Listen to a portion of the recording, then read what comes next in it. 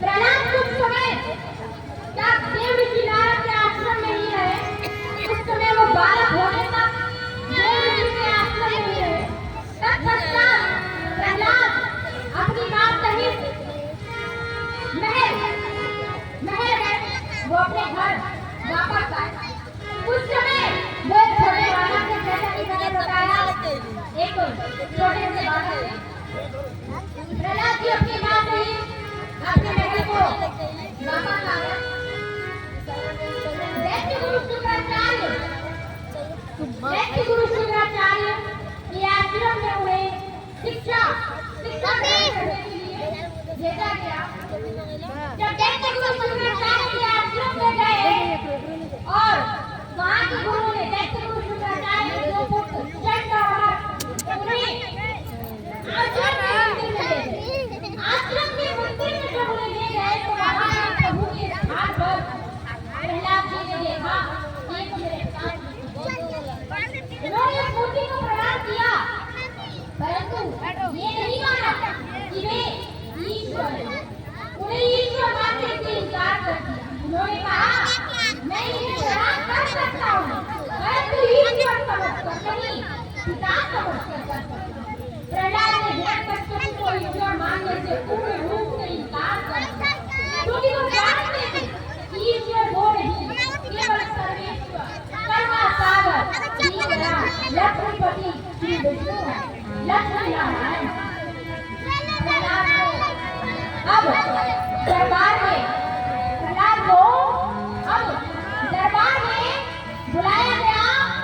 हिरण्यकश्यप को ईश्वर मानने से उन्होंने दरबार में भी दिखाया दिया। अतः हिरण्यकश्यप ने प्रहलाद को दंड देना आरंभ कर दिया। अपने अहंकार में, अपने अहम में चूर होकर अपने पुत्र को ही दंड देना आरंभ कर दिया। प्रहलाद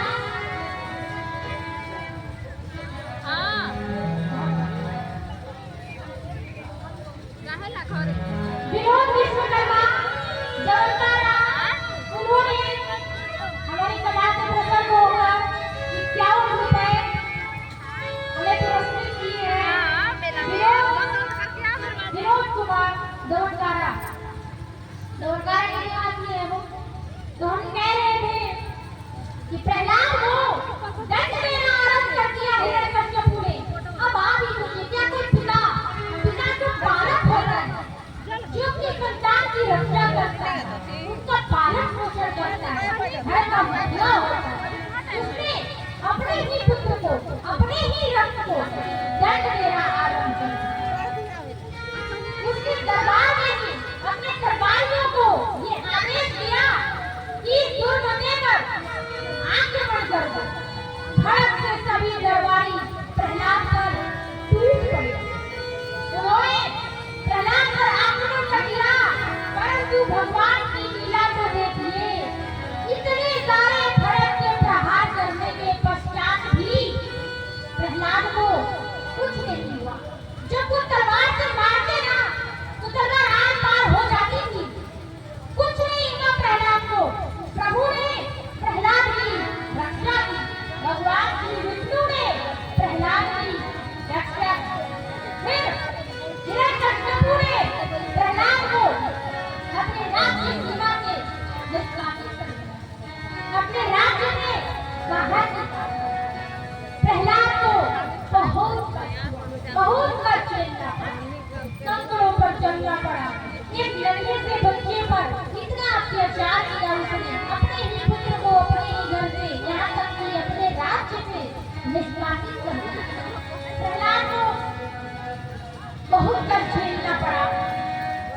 अब प्रहलाद को हिरण्यकश्यप ने आदेश दिया अपने सैनिकों को कि प्रहलाद को वो ढूंढें और उससे कहे कि अभी भी समय है, वो मुझे ईश्वर मान ले। प्रहलाद ने कहा, जब सैनिकों ने उन्हें ढूंढ लिया तो प्रहलाद ने कहा कि मैं अपने पिता को ईश्वर नहीं मान सकता, वो मेरे पूज्य पिता हैं, मैं उनकी वंदना करूंगा, अवश्य करूंगा, परंतु पिता समझकर, अपने पूज्य पिता समझकर, ईश्वर समझकर नहीं। ईश्वर केवल सच्चिदानंद परमात्मा है, हमारे विष्णु जी हैं। अब प्रहलाद ने वहां भी उन्हें ईश्वर मानने से इनकार कर दिया। हिरण्यकश्यपु ने यह आदेश दिया हुआ था कि यदि वो ईश्वर मानने से इनकार कर दे तो उसे ऊपर पहाड़ी से फेंक दे।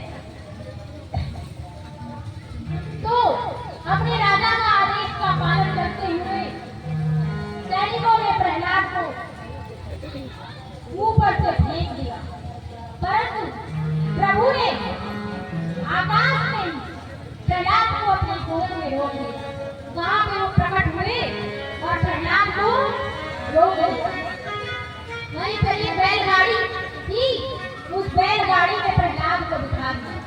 वो बैलगाड़ी में है कि वो हीरा। अब प्रहलाद को पुनः जीवित देखकर हिरण्यकश्यपु को अत्यंत क्रोध हुआ। अब उसने प्रहलाद को कारावास में डाल दिया। अब तो जब अपने पुत्र को कारावास में डालता है, प्रहलाद को कारावास में डाल दिया। एक दिन जब वो कारावास में थे और भोजन जाना था तो खीर में विष मिलाकर, कालकूट नामक विष मिलाकर प्रहलाद को उसने दे दिया। प्रहलाद ने वो खीर खाई, परंतु उन्हें कुछ नहीं हुआ, क्योंकि लक्ष्मी माता के अनुरोध पर भगवान शिव ने उस खीर में सारा विष स्वयं पार कर दिया। अब प्रहलाद को सुरक्षित देख उसे चैन कहाँ आने वाला था, वो पुनः चिंतित हो गया और प्रहलाद को अपनी बहन के यहाँ, सिंधिका बहन जिसे आज हम होलिका के नाम से जानते हैं, उसकी बहन के यहाँ भेज दिया। उसकी बहन का एक पुत्र था राम। उसने प्रहलाद से कहा, एक विष्णु मंदिर है, वहां पर तुम जाओ आराधना करो। तो प्रहलाद वहां पर गए, परंतु वो एक सर्पकुंड में भेज दिया आराधना। प्रहलाद वहां गए, वहां भी उन्होंने अपने प्रभु को ढूंढ लिया और प्रभु ने प्रहलाद की पुनः रक्षा की।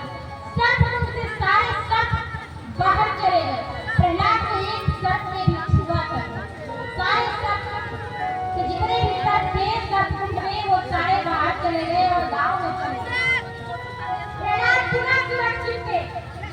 अब प्रहलाद को एक हाथी के समक्ष जाना, परंतु हुआ यूं कि हाथी ने उन्हें अपने पैरों से रौंदा नहीं, अपितु हाथी ने प्रहलाद को नतमस्तक किया।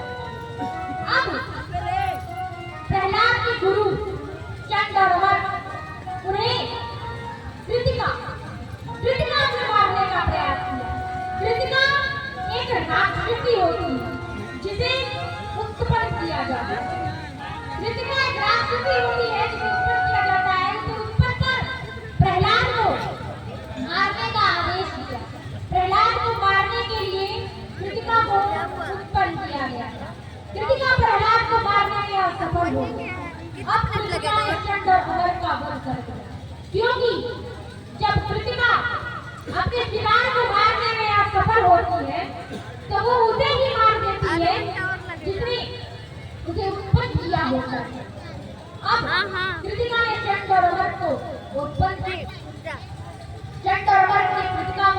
किया था, तो कृतिका ने चंड और अमर का वध कर दिया। अब प्रहलाद सुरक्षित थे, परंतु उसके गुरु चंड और अमर मर चुके थे। प्रहलाद ने अपने प्रभु से प्रार्थना की कि प्रभु, मैं आपके पश्चात आपसे कुछ नहीं मांगूंगा, बस मेरे गुरुओं को जीवित करो। और उन्होंने प्रभु की स्तुति करना, प्रभु को प्रार्थना करना आरंभ कर दिया और तब तक नहीं छोड़ा जब तक प्रभु ने चंड और अमर को जीवित नहीं किया। प्रहलाद कृतिका से भी बच गए। अब हिरण्यकश्यपु और भी क्रोधित हुआ। अब पुनः हिरण्यकश्यपु ने प्रहलाद को दरबार में लाया।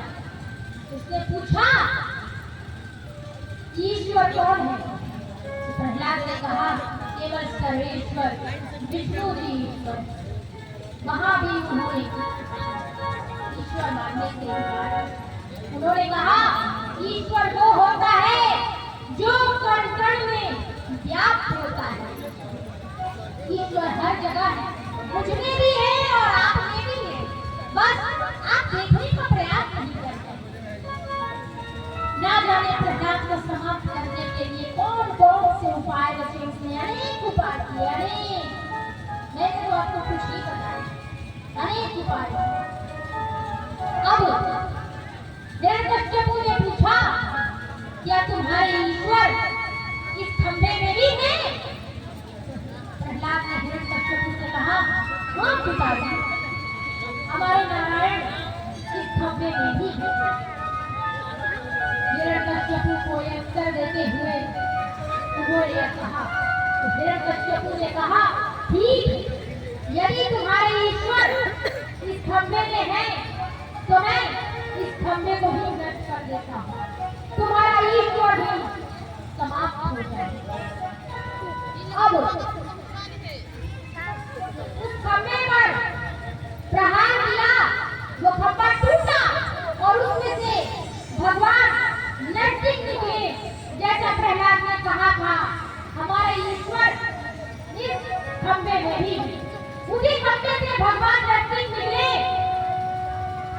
और हिरण्यकश्यपु और नरसिंह भगवान में घोर युद्ध हुआ, जिसमें भगवान नरसिंह ने हिरण्यकश्यपु का वध करने के लिए चौखट पर वो बैठ गए। भगवान हिरण्यकश्यपु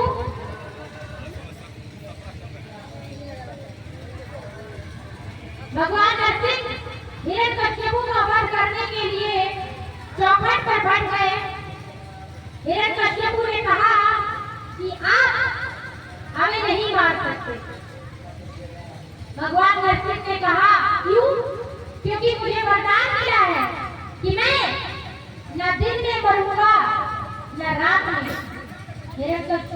हिरण्यकश्यपु से भगवान नरसिंह ने कहा कि इस समय न दिन है न रात्रि, ये संध्या बेला है।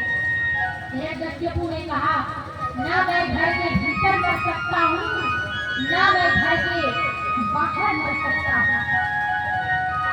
हिरण्यकश्यपु से भगवान नरसिंह ने कहा कि ना तू घर के भीतर है ना घर के बाहर, तू चौखट पर।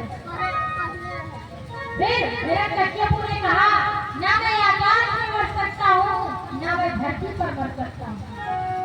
भगवान नरसिंह ने हिरण्यकश्यपु से कहा कि ना तू आकाश में है ना ही धरती पर, इस समय तू दोनों के मध्य मेरी गोद में है।